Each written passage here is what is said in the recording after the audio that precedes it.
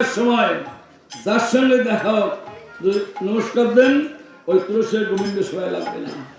তুলসী একমাত্র কৃষ্ণই পাবে, রাধারানীও পাবে না। বাবার যে বিগ্রহ থাকে মৃত্যু পরে, বা গুরুদেবের ওনার মস্তকে পেতে পারেন, বক্ষেও পাবেন না। এমন তুলসী গুণ, এমন তুলসী কৃপা। তাই তুলসীকে রাখবো কোথায়? মাথায়। মাথায় শিব। তুলসী রে তুলসী রে তুলসী রে, ওই তুলসী রে তুলসী রে,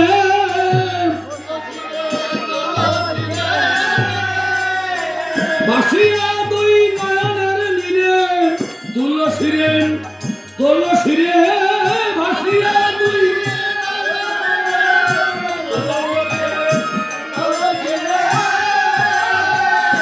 ওই তুলসী ভক্তি দায়িনী,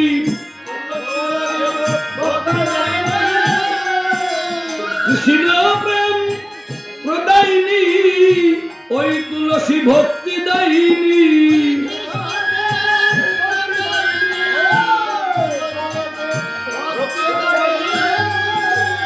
তাই তুলসী দেবীর জয় দাও হে, তুলসী দেবীর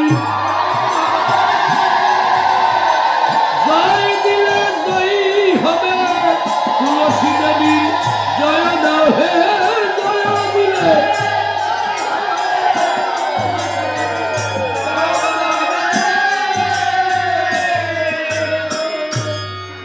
বুঝেছেন নাকি?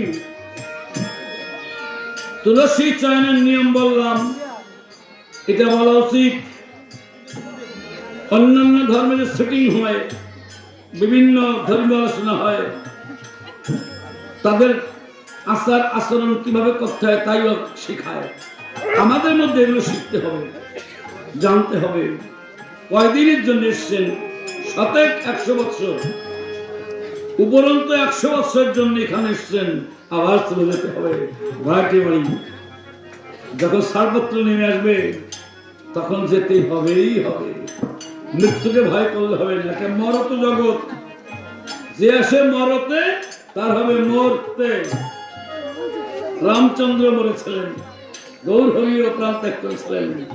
মরতে কোনো উপায় নেই, এটা থাকার জায়গা না, এটা যাওয়ার জায়গা।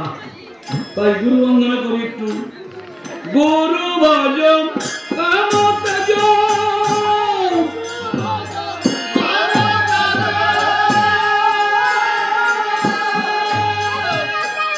ছাড়াই অহংকার, গুরু ভজ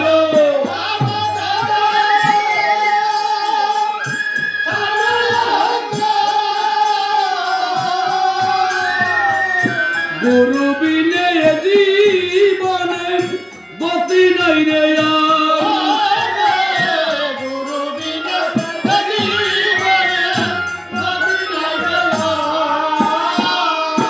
গুরু ব্রহ্মা, গুরু বিষ্ণু, গুরু মহেশ্বর,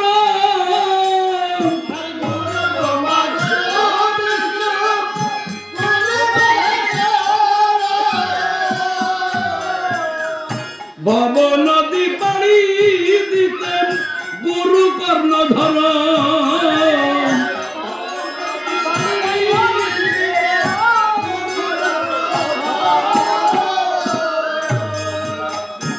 ওড়াকাদি মতুয়া সম্প্রদায়ের মতুয়া আচার্য অশ্বিনী ঠাকুর লিখলেন, গোস্বামী লিখলেন, ভব নদীর ভাবনা জেনে ধরো না পারি, সামাল সামাল মন ব্যাপারী, ওই নদীতে